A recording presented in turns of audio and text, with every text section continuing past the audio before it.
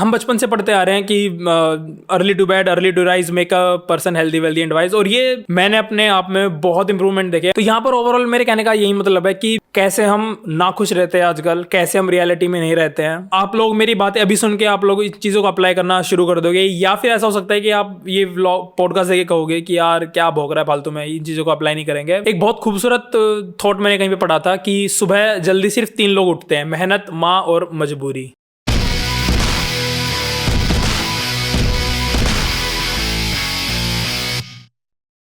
हाँ तो भैया सलाम राम सत श्री अकाल, मैं बिल्कुल बढ़िया हूँ। सुनाओ अपने हालचाल। तो स्वागत है आप सभी लोगों का मेरे इस चैनल के सबसे पहले पॉडकास्ट में। जैसे कि आप सभी लोगों को पता है, मैंने हमेशा इस चैनल पे ट्रैवल व्लॉग्स बनाए हैं या फिर नॉर्मल व्लॉग्स बनाए हैं, लेकिन अभी मैं लॉकडाउन के चलते एक नया इनिशिएटिव ले रहा हूँ पॉडकास्ट का, जिसमें कुछ मेरे अंदर की बातें हैं जो मैं आप लोगों से शेयर करना चाहता हूँ, और आपके भी कुछ ओपिनियन होंगे जो आप मुझे बताएंगे, तो एक अच्छा इंटरेक्शन रहेगा।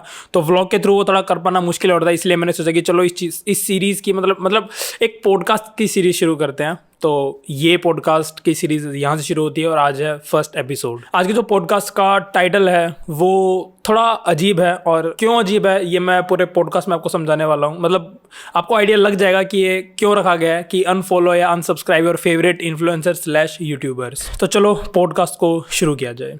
शुरुआत करते हैं हम लोग हैप्पीनेस इंडेक्स डेटा से।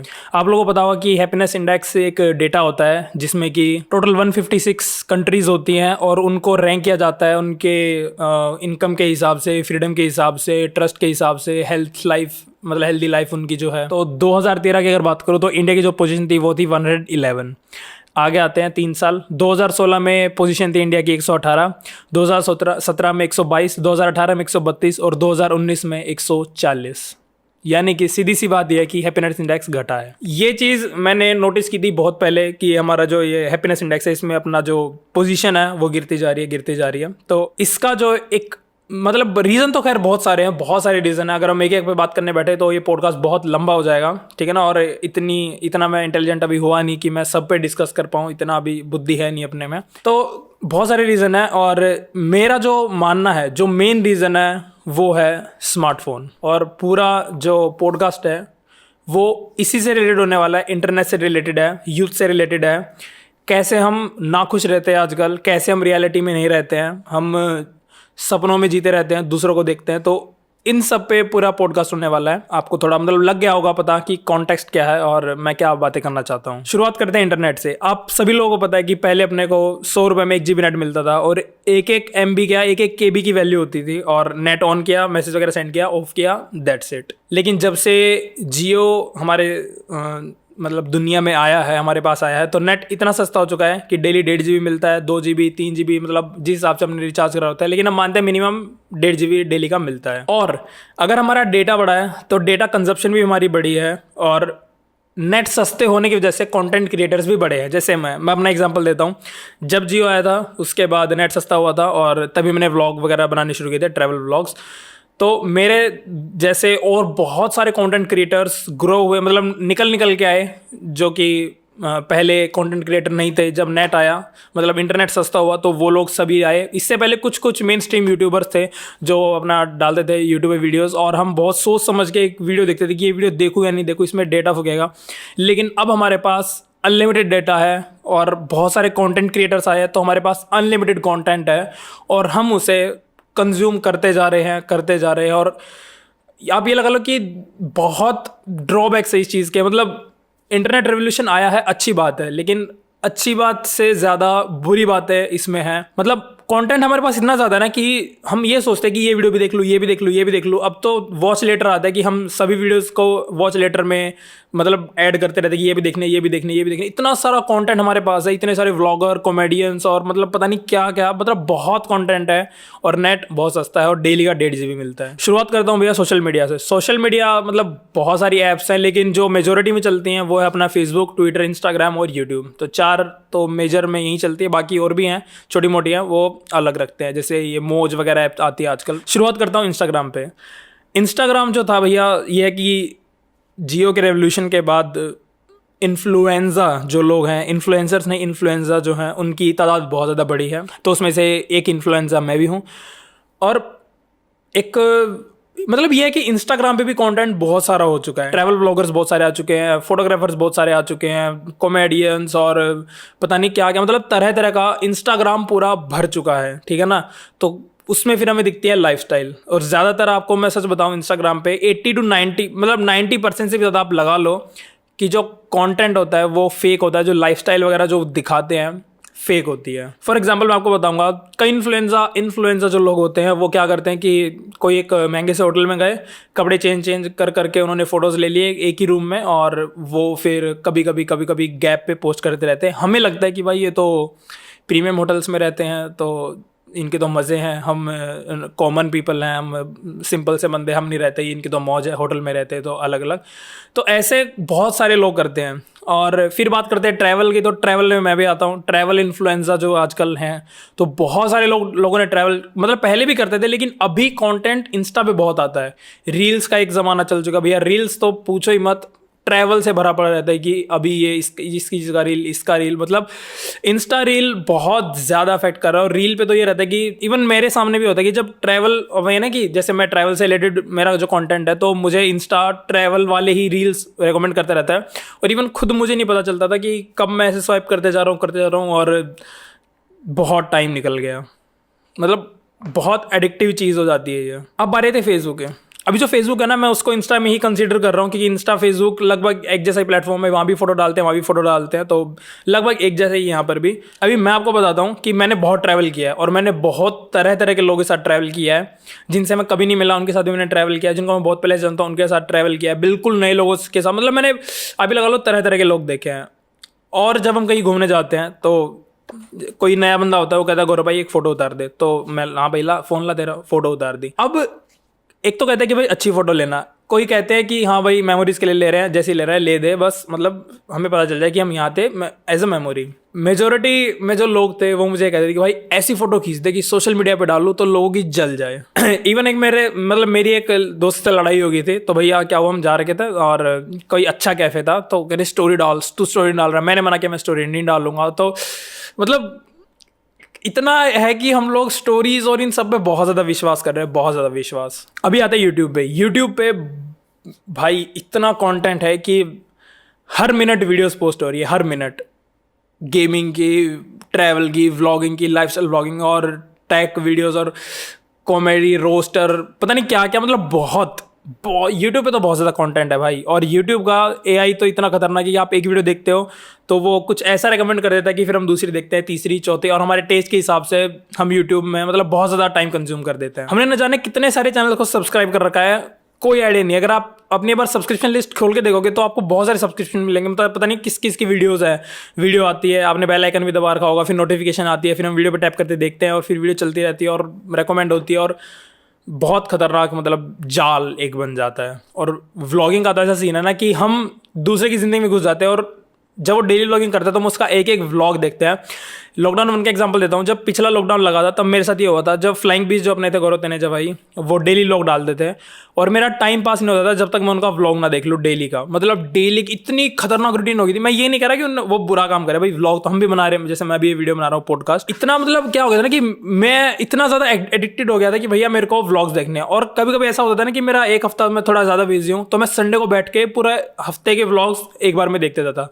तो सिर्फ गौरव तनेजा सर का एग्जाम्पल नहीं, बहुत सारे क्रिएटर्स हैं और देखते रहते पता ही नहीं चलता है ना। तो यहाँ पर ओवरऑल मेरे कहने का यही मतलब है कि हम लोग बहुत ज़्यादा डेटा कंज्यूम करते हैं, बहुत ज़्यादा कंटेंट कंज्यूम करते हैं और टाइम का हमें कोई हिसाब नहीं रहता। स्टैंड अप कॉमेडी देखते रहते हैं, कभी कुछ मतलब बहुत ज़्यादा यूजेज करते हैं फ़ोन की, बहुत ज़्यादा। एक चीज़ आपने नोटिस ये की होगी, जब भी हमारा फ़ोन कभी भी मतलब दूर रखा होता है, हमारे पास कुछ भी होता है तो नोटिफिकेशन टोन बजती है, टिंग टोंग जो भी बजती है, हम तुरंत फ़ोन लपकते हैं, खोलते हैं क्या आया है, और वो चीज़ तो देखते हैं नोटिफिकेशन की चीज़ का है, फिर हम रैंडम चीज़ें और चेक करते हैं और फिर फ़ोन उठ जाता है तो उठ ही जाता है। फिर मतलब रखते हैं लेकिन सिर्फ वो नोटिफिकेशन देख के नहीं रखते, और भी 2-3 चीज़ें रख के मतलब देख के फिर रखते हैं हम लोग फ़ोन। नेटफ्लिक्स पे एक डॉक्यूमेंट्री है द सोशल डिलेमा। अगर आप लोगों को मौका लगे तो वो ज़रूर देखना। जो मैं बातें कहना चाहता हूँ वो उसमें और ज़्यादा अच्छे से क्लियर होकर आप लोगों के सामने आएगी। मतलब पूरा उसमें रिप्रेजेंटेशन बहुत अच्छा है। यहाँ तो मैं सिर्फ बैठ के बातें कर रहा हूँ। तो मौका लगे तो सोशल डिलेमा ज़रूर देखना नेटफ्लिक्स पे। आगे बढ़ते हैं फ़ोन यूजेज पे। अब ये तो यहाँ पे क्लियर हो चुका है कि जो हम लोग हैं हम बहुत ज़्यादा फ़ोन यूज़ कर रहे हैं, बहुत ज़्यादा कंटेंट कंज्यूम कर रहे हैं, डेटा मिलता रहता है, तो सिर्फ चलते रहो, कंज्यूम करते रहो डेटा। और लॉकडाउन चलता है तो लॉकडाउन में तो खैर होता ही रहता है डेटा कंज्यूम। अब ये तो कुछ बातें हैं सोशल मीडिया से रिलेटेड, और इनसे जो हमको मतलब साइड इफेक्ट पड़ता है, मतलब जो नेगेटिव इम्पैक्ट जो हम पे पड़ता है, पहला तो ये है कि भैया अनहैप्पी लाइफ। हम मतलब प्रेजेंट में कम जीते हैं और वर्चुअल रियलिटी में ज़्यादा जी रहे हैं कि कंटेंट देख रहे हैं, अरे वाह यार क्या कश्मीर है बढ़िया, अरे वाह लद्दाख, अरे वाह स्पीति है।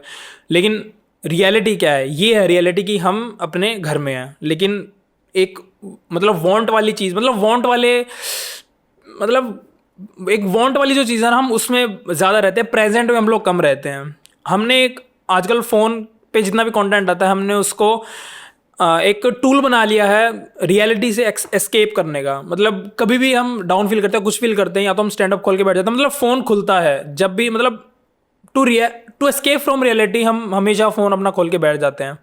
एक तो ये चीज़ होती है। दूसरा ये होता है कि हम अपनी लाइफ से ज़्यादा दूसरों की लाइफ पे ज़्यादा ध्यान देते हैं, दूसरों की लाइफ में ताकाज़ाकी करते हैं कि इसकी ज़िंदगी में क्या चल रहा है, इसकी ज़िंदगी में क्या चल रहा है। जैसा कि मैंने बताया, इन्फ्लुएंजा बहुत सारे हो चुके हैं, और फॉलोइंग हम पता नहीं किन किन लोगों को फॉलो करते हैं, हमें खुद आइडिया नहीं होता है। फॉर एग्जाम्पल, क्योंकि ना मैंने बहुत सारे लोग देखे, मैंने ऐसे ऐसे लोग देखे जिनके 900, 1000, 2000, 3000 फॉलोइंग है। मतलब वो बहुत कंटेंट देख रहे हैं, और ऑन एन एवरेज हम मान के चलते हैं कि भाई कोई नॉर्मल सा बंदा है वो 150 लोगों को फॉलो कर रहा है। तो जब वो 150 लोगों को फॉलो करेगा तो एक सोशल मीडिया की सबसे बड़ी बात ये होती है ना कि no one post their failures on social media. सबसे बड़ी बात तो यह है कि कोई अपने फेलियर वहाँ पे पोस्ट नहीं करता।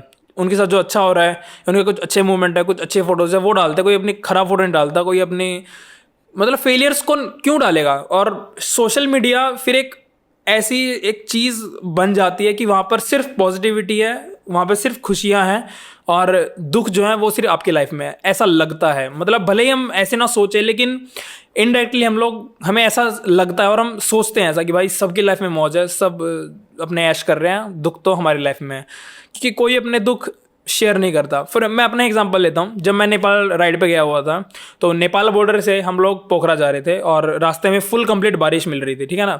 अब हम बाइक चलाते हुए कह रहे हैं बारिश हो रही है, मज़ा आ रहा है, ये सब वो सब, लेकिन एक फेलियर था वहाँ पे। वो फेलियर क्या था कि हमारे पूरे कपड़े गीले हो चुके थे, मतलब सिर से लेके घुटने तक, मतलब सिर से लेके पूरा पैर तक हम गीला हो चुके थे, और बहुत ज़्यादा इरिटेशन हो रही थी, ठीक है ना। और हाथ दुख रहे थे, कमर दुख रही थी, और हम लोग बाइक चला रहे थे पहाड़ों में। लेकिन क्या मैंने आपको बताया, वो वहाँ पे हम मतलब कोई नहीं बताता, मैं अपना एग्जांपल नहीं ले रहा, वहाँ पर दुख जो है वो कोई नहीं बताता। और कोई व्लॉग अगर वो देखेगा तो उसे लगेगा कि यार कितने मज़े है, बारिश में राइड कर रहा है नेपाल में और पहाड़ों में, और कितना अच्छा है।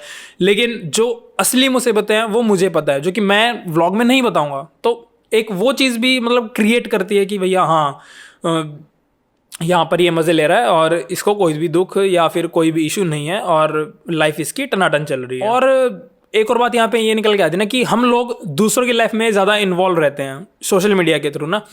इसका क्या चल रहा है, ये कहाँ पे है, अच्छा इसने ये पोस्ट किया है, इसका ये व्हाट्सएप स्टेटस है, अच्छा ये इसने ये स्टेटस डाला, इसने ये फ़ोटो पोस्ट किया। तो इन चीज़ों से मतलब हम अपने ऊपर ज़्यादा ध्यान ना देके दूसरे लोगों पे ज़्यादा ध्यान देते हैं। और फिर जैसे मैंने कहा कि हम बहुत सारे लोगों को फॉलो करते हैं, फिर हम उनकी स्टोरीज चेक करते रहते हैं, हाँ भाई इसका स्टेटस क्या चल रहा है, इसकी स्टोरी क्या चल रही है, ये कहाँ है। तो वहीं जैसे मैंने बताया, कोई फेलियर्स अपने पोस्ट करता नहीं है, तो पॉजिटिव पॉजिटिव पॉजिटिव, इतना हम पॉजिटिव देख लेते हैं और इतना हम वांट में चले जाते हैं कि जब हम रियलिटी में वापस जब अपना आते हैं, फ़ोन रखते हैं, तो ज़िंदगी बेरंग सी लगती है। और इन्हीं सब चीज़ों के कारण जो हमारा एक जो प्रॉब्लम आजकल चल रही है हमारी यूथ के साथ, वो है लो अटेंशन स्पैन। मतलब हम फोकस नहीं रह पाते हैं, ज़्यादा अटेंशन नहीं दे पाते किसी चीज़ को, बोरियत जो है वो बहुत जल्दी आने लगती है। तो ये सब मेरे साथ हुआ है। मैं ये नहीं कह रहा कि भैया मैं दूध का दिलाऊँ और मैं ये सब नहीं करता, तो बट मैंने ये चीज़ें रियलाइज़ की हैं। और मैंने 25 अप्रैल 2021 से अपनी रूटीन चेंज की है। और वो रूटीन पकड़ने के बाद, आज कितने तारीख है, आज है 18 नहीं, आज है 15 मई, सॉरी। तो 25 अप्रैल से लेके 15 मई तक, ठीक है ना, आप ये लगा लो 20 दिन हो चुके हैं मुझे। 20 दिन मैंने अपनी रूटीन चेंज की है, और रूटीन चेंज करने पे जो मैंने अपने अंदर जो मैंने चेंजेस देखे हैं वो बहुत इंक्रेडिबल है, बहुत ज़्यादा इंक्रेडिबल है। और सच बताऊं तो मैं इतना बर्बाद हो चुका था लॉकडाउन 1 में कि मैं 16 घंटे पबजी खेलता था। आप सोचो 16 घंटे पबजी, कभी मूवीज़, कभी कुछ, कभी गेम, कभी दोस्तों से बातें, मतलब फ़ोन में आप ही लगा लो 24 घंटा घुसा रहता था। मेरे को पता है, मेरे पास एक एक्सटेंशन बोर्ड था, वो मेरे बेड पे मैंने रखा हुआ था और बेड में लगा रहता था अपना चार्ज में पावर बैंक, और फिर पावर बैंक से मैं डेटा केबल लगाता था फ़ोन में, तो पावर बैंक भी चार्ज हो रहा है, फिर मेरा फ़ोन भी चार्ज हो रहा है और यूजेज चल रही है, खिंच रही है। पूरे लॉकडाउन में मेरे साथ यही रहा है।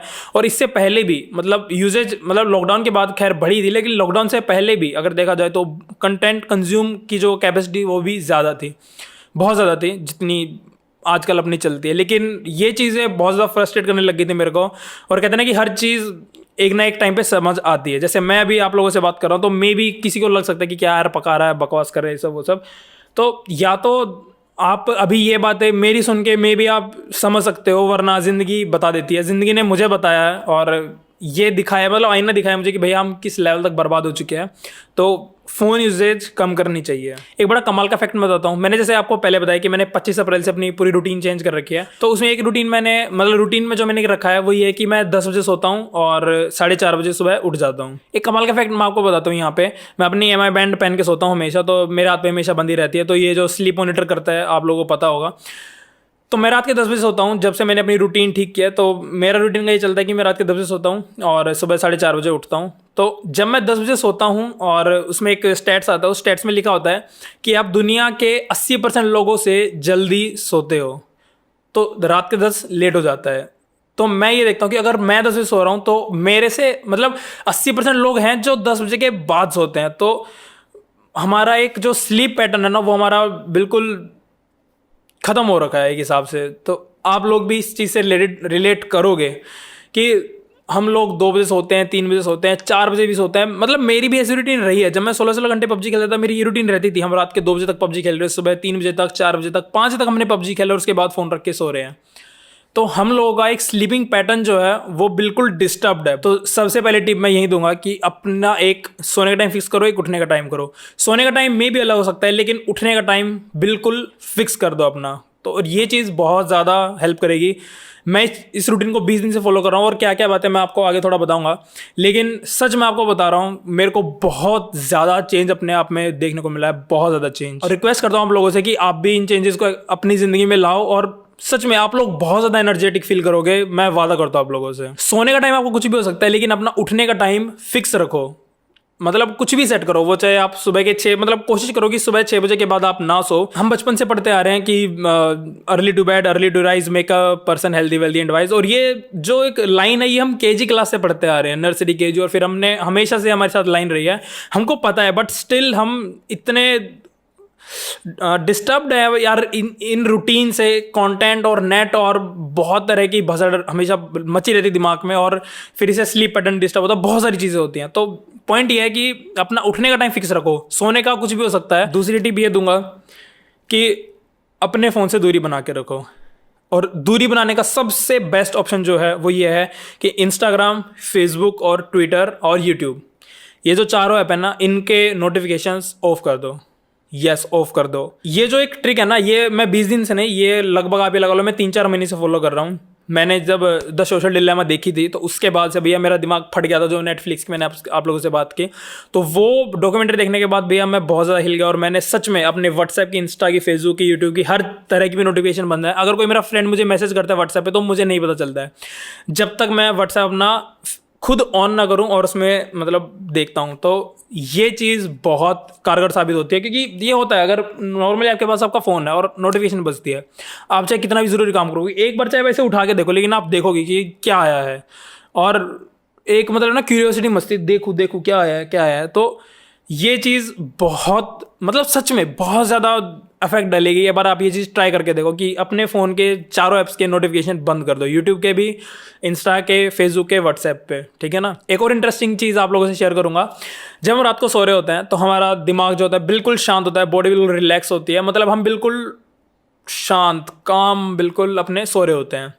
और जब हम सुबह उठते हैं तो उठते ही हमारे हाथ में हमेशा फ़ोन आता है, हमेशा। ये सबके साथ होता है, आप लोगों के साथ, मतलब बहुत रेयर ही लोग होंगे जो फ़ोन मतलब नहीं उठाते हैं, लेकिन मोस्टली लोग उठते ही अपना फ़ोन देखते हैं, नेट ऑन हमेशा रहता ही है, तो व्हाट्सएप, इंस्टाग्राम, फेसबुक वहीं पे खुल जाता है और फिर उसमें होते हैं बहुत सारी नोटिफिकेशंस, बहुत सारा मतलब बहुत सारी इन्फॉर्मेशन होती है और एकदम से हम वो सारी इन्फॉर्मेशन अपने दिमाग में घुसेड़ देते हैं। इट्स लाइक आप सो रहे हो और आपको कोई एकदम से उठ के सिखा दे कि जल्दी उठ तेरे को 10 किलोमीटर भागना है, और वो बंदा एकदम से फुल स्पीड पे 10 किलोमीटर भागना शुरू कर दे। ऐसा बिल्कुल भी नहीं हो सकता। आपको उठना पड़ेगा, थोड़ा फ्रेश होना पड़ेगा, होश में आना पड़ेगा, स्ट्रेचिंग वगैरह करनी पड़ेगी, फिर आप भागना शुरू कर दो। लेकिन हम अपने ब्रेन के साथ उल्टा करते हैं। हम सो रहे होते हैं, शांत होते हैं, उठते ही जब हम एकदम से फ़ोन चलाते हैं तो हमारे मतलब दिमाग शांत होता है, लेकिन जस्ट इन फ्यू सेकेंड्स हम उसको इतनी सारी इन्फॉर्मेशन लोड करने के लिए कह देते हैं कि फिर भसड़ मचती दिमाग में, और फिर उस छोटी सी चीज़ की वजह से पूरा दिन खराब जाता है। तो ये जो हम हरकत करते हैं इसकी वजह से भैया दिमाग में बहुत सारे प्रोसेसिंग एकदम से शुरू हो जाती है कि मतलब दिमाग रेस्ट पे होता है, एकदम से बहुत सारी प्रोसेसिंग शुरू हो जाए तो डिस्टर्ब हो जाते हैं इससे बहुत ज़्यादा। मैं आपको अपना एक्सपीरियंस बताता हूँ। मैं जब रात को सोता हूँ तो अपने फ़ोन को एयरप्लेन मोड पे करके सो जाता हूँ, क्योंकि मैं ये चाहता हूँ भाई क्वालिटी स्लीप मिले, कोई डिस्टर्बेंस ना हो, एयरप्लेन मोड, और मैं सो जाता हूँ। जब मैं सुबह 4:30 उठता हूँ तो मैं अपना फ़ोन बिल्कुल भी नहीं उठाता, मतलब उठा के ऐसे जेब में डाल लेता हूँ। लेकिन फिर मैं क्या करता हूँ, उठता हूँ, मुँह धोता हूँ, ब्रश करता हूँ, अपना फ्रेश होता हूँ आराम से। उसके बाद मैं रनिंग के लिए जाता हूँ, अपना 6 किलोमीटर 7 किलोमीटर जितना मैं दौड़ के आ पाता हूँ उतना दौड़ के वापस घर आता हूँ, नहाता हूँ, और उसके बाद मैं अपने फ़ोन का एयरप्लेन मोड हटा के अपना आगे का काम करता हूँ। जब 1-2 स्टोरी डालता हूँ मैं बीच में रनिंग वगैरह करते हुए की, तो एक बार के लिए नेट ऑन कर लेता हूँ, इंस्टाग्राम खोल के जल्दी से स्टोरी डाल के वापस डाल लेता हूँ। इसके अलावा मैं बिल्कुल कुछ नहीं करता। और जब मैं घर आके नहा धो लेता हूँ उसके बाद मैं आराम से बैठता हूँ। उसके बाद मैं अपना फ़ोन अच्छे से ऑपरेट करता हूँ, व्हाट्सएप खोल के देखता हूँ, फेसबुक, इंस्टाग्राम, यूट्यूब स्टूडियो, क्या क्या कमेंट्स आए हैं फोटोज़ पे, ये सब वो सब मैं पूरा देखता हूँ। और इस चीज़ से भी बहुत ज़्यादा पॉजिटिव मतलब इफेक्ट मेरे को पड़ा है। और एक रूटीन जो भी मेरी बनी हुई है, वो रूटीन जैसे मैंने आपको बताया, मैं 10 बजे सोता हूँ और सुबह 4:30 बजे उठता हूँ और डेली रनिंग के लिए जाता हूँ। और ये जो जैसे फ़ोन से दूरी बना के रखी है, नोटिफिकेशंस ऑफ हैं, और रात को मतलब सुबह उठने मतलब वर्कआउट वगैरह करने के बाद, नहाने धोने के बाद अपना फ़ोन चलाता हूँ, और रात को 10 बजे सोता हूँ तो मैं 9:30 बजे अपना फ़ोन एयरप्लेन मोड डाल के ऑफ कर देता हूँ, और आधा घंटा अपने घर वालों से बातचीत करके, या कोई भी अदर एक्टिविटी जिसमें स्क्रीन ना देखनी पड़े, चाहे वो टीवी, कंप्यूटर, लैपटॉप कुछ भी हो, इन सबको साइड में करके 9:30 से 10 बजे तक चाहे आप किताब पढ़ लो, अपने घर वालों से बात कर लो, कुछ भी कर लो। ये 2 चीज़ें करके देखो आप लोग, बहुत ज़्यादा इफेक्टिव है चीज़ है। मैं एक टाइम पे इतना आलसी था, एक टाइम पे तो क्या, अभी जब से मैं रूटीन शुरू की इससे पहले मैं इतना आलसी था, मैं आपको सच बता रहा हूँ। अगर मैं बैठा हूँ ना, और जैसे मेरे सामने मेरा टेबल है और वहाँ पे मेरे फ़ोन का चार्जर रखा है और मेरे फ़ोन की बैटरी है 10%, तो मैं इतना आलसी था कि उठ के जाने में, चार्जर उठाने में मेरी मौत आती थी, और मैं फ़ोन को वहीं पे लॉक करके 10 का 10% रख देता था। मैं इतना आलसी हो रखा था। आप लोगों से रिक्वेस्ट है, पॉडकास्ट एक्चुअली मैंने आप लोगों के लिए बनाया, क्योंकि देखो मेरे को 20 दिन हो चुके हैं रूटीन फॉलो करते हुए, और मैंने अपने आप में बहुत इंप्रूवमेंट देखे हैं। मुझे मतलब बहुत अजीब लगता है, मैं ये सोचता कि यार पुराना गौरव मैं कैसा था, मतलब क्या ही करता था मैं, और अब मैं इतना एनर्जेटिक फील करता हूँ ना कि चाहे मुझे 10 बार ऊपर जाके नीचे आना पड़े, बहुत पॉजिटिव रिजल्ट मेरे को देखने को मिले। इसलिए मैं पॉडकास्ट बना रहा हूँ, वरना मेरा कोई प्लान नहीं था ये पॉडकास्ट बनाने का, ना ही मैं आप लोगों से शेयर करता अगर मुझे कुछ रिजल्ट नहीं दिखते। ये बहुत छोटी छोटी चीज़ है यार, जो बहुत बड़ा इंपैक्ट डालती है, बहुत बड़ा इंपैक्ट। और ये मेरा फर्स्ट पॉडकास्ट है, मुझे नहीं पता मैंने इसको कैसे कन्वे किया है, कैसे मेरे को बातें बतानी थी, कुछ मैंने गलती इसमें की होंगी, लेकिन जो मैं बातें बताना चाहता हूँ बिल्कुल मेरे दिल से निकली हैं। तो आप लोग इस चीज़ को करो फॉलो, ठीक है ना। आप लोग खुश रहोगे तभी हैप्पीनेस इंडेक्स में हमारा कुछ योगदान रहेगा, कुछ हम बढ़ेंगे। क्योंकि अपना जो यूथ है ना बहुत ज़्यादा डिस्टर्ब रहता है, और यूजुअली आप किसी से ही पूछ लो भाई ज़िंदगी से खुश हो, नहीं भाई ऐसा तो कुछ नहीं है। तो ये सब चीज़ें बहुत हो रही हैं। तो मैं ये नहीं कह रहा कि ये चीज़ें फॉलो करने से आपके बिल्कुल ही ज़िंदगी के दुख खत्म हो जाएंगे। देखो ज़िंदगी के दुख है भाई, आप वो खुद ही आपको सॉल्व करने पड़ेंगे। लेकिन ये जो मैंने आपको बातें बताई हैं कि सोने उठने का एक टाइम होना चाहिए, फ़ोन की चीज़ें थोड़ी कम करो, नोटिफिकेशन ऑफ करो, ये 2-3 चीज़ें फॉलो करने से आपके जो स्ट्रेस लेवल आपके दिमाग का है ना, वो बहुत हद तक कम होगा, बहुत हेल्प आपको मिलेगी। और जब अपने दिमाग से स्ट्रेस निकलेगा तो हम और अच्छे से ज़्यादा फोकस रह पाएंगे, ज़्यादा अच्छे से चीज़ों को एनालाइज कर पाएंगे, और ज़िंदगी के जो भी दुख दर्द जो भी चल रहे हैं हम उनको अच्छे से टैकल कर पाएंगे। तो ये आप लोगों से रिक्वेस्ट है, फ़ोन की यूजेज कम से कम रखने की कोशिश करो। व्हाट्सएप के नोटिफिकेशंस ऑफ कर दो, इंस्टा के कर दो, फेसबुक के कर दो, यूट्यूब के कर दो, मतलब जो भी ऐप आपको डिस्टर्ब करते हैं ना, मैं तो ये कहूँगा सबके नोटिफिकेशंस ऑफ कर दो। और यह है कि जब आप ऐप को खोलो तभी आपको कुछ पता चलेगा, अदरवाइज आपको कोई भी परेशानी नहीं रहेगी। और ये चीज़ आप करके देखो, बहुत पॉजिटिव रिजल्ट मिलेंगे, बहुत पॉजिटिव रिजल्ट मिलेंगे सच्ची। और अभी जो मैंने आपको बातें बताई है ना, तो मे बी आप लोग मेरी बातें अभी सुन के आप लोग इन चीज़ों को अप्लाई करना शुरू कर दोगे, या फिर ऐसा हो सकता है कि आप ये व्लॉग पॉडकास्ट देखे कहोगे कि यार क्या भोग रहा है फालतू में, इन चीज़ों को अप्लाई नहीं करेंगे। लेकिन अगर आप अभी अप्लाई नहीं करोगे तो ज़िंदगी अप्लाई करवा देगी। एक बहुत खूबसूरत थॉट मैंने कहीं पे पढ़ा था कि सुबह जल्दी सिर्फ 3 लोग उठते हैं, मेहनत, माँ और मजबूरी। तो माँ तो जो हमारी होती है वो जल्दी उठती ही है, और एक मेहनत, मतलब जैसे मैं भी आजकल मेहनत कर रहा हूँ अपनी ज़िंदगी को लेके कि डेली रनिंग पे जाता हूँ, जल्दी उठता हूँ, रूटीन एक मैंने फॉलो की हुई है, तो वो मेहनत है। तो एक मेहनत सुबह जल्दी उठती है, फिर होती है मजबूरी। जब एक टाइम आता है कि जब हम ये देखते हैं कि भाई अब बहुत लेट हो चुका है, मैंने अपनी ज़िंदगी बहुत टाइम वेस्ट कर दिया है, और वेस्ट तो नहीं, खैर जर्नी का पार्ट होता है, लेकिन वेस्ट नहीं कहेंगे, लेकिन ये कि मैंने रूटीन फॉलो नहीं की और मेरे साथ अब इसके ये ड्रॉबैक हो रहे हैं, तो वो चीज़ फिर मजबूरी हो जाती है। तो सुबह जल्दी उठना आप लोग शुरू कर दो। तो अगर अभी से उठना शुरू करोगे तो वो चीज़ मेहनत में काउंट हो जाएगी, और नहीं उठोगे तो वो चीज़ मजबूरी में काउंट हो जाएगी। तो ये जो विचार था मेरे को बहुत गहरा लगा कि सुबह सिर्फ 3 जल्दी लोग उठते हैं, माँ, मेहनत और मजबूरी। तो मेहनत मजबूरी ना बन जाए, इससे पहले अपनी रूटीन फिक्स करो गाइज। और सच में ये जो हैप्पीनेस इंडेक्स ये इसीलिए ही गिरा है। हम लोग खुश नहीं रहते तो ऑफकोर्स हैप्पीनेस इंडेक्स तो गिरेगा ही ना। 2016 से 2019 तक हम कहाँ, मतलब 22 पोजीशन पूरा नीचे आ चुके हैं। 22 पोजीशन मैटर करता है यार। और जो हमारे पड़ोसी देश है, 2019 की अगर मैं बात करूँ, जब 2019 था तो इंडिया का जो हैप्पीनेस इंडेक्स का जो रैंक था वो था 140, और जो हमारा पाकिस्तान जो देश है, जैसे पाकिस्तान की थी 67, चाइना की थी 93, भूटान की 95, नेपाल की 100, बांग्लादेश की 125, श्रीलंका की 130 और इंडिया 140 पे। तो हमारे पड़ोसी देश हमसे ज़्यादा खुश हैं, हम इतने ज़्यादा खुश नहीं हैं।